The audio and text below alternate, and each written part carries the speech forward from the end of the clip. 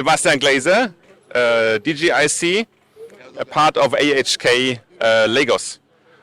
What we expect and agreed in this meeting was to have more representatives of Port Harcourt and River State coming to Europe on trade fairs, on road shows, on conferences, on business forum to present the opportunities here, because on those exchange formats like German-Nigerian Business Forum or German-African Business Conference, German Agriculture Alliance, these are the meeting points where the investors show up to make contact directly with delegates from Nigeria.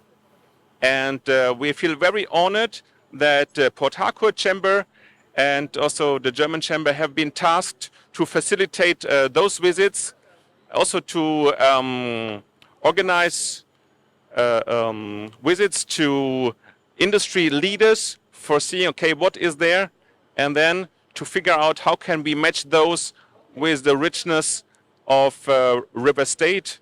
And oil and gas is already working. Last year, a big contract was signed for LNG supplement. Now the next step is to go also beyond oil into hydrogen, into agriculture, and into industrial products. And we're looking forward to that. Thanks a lot.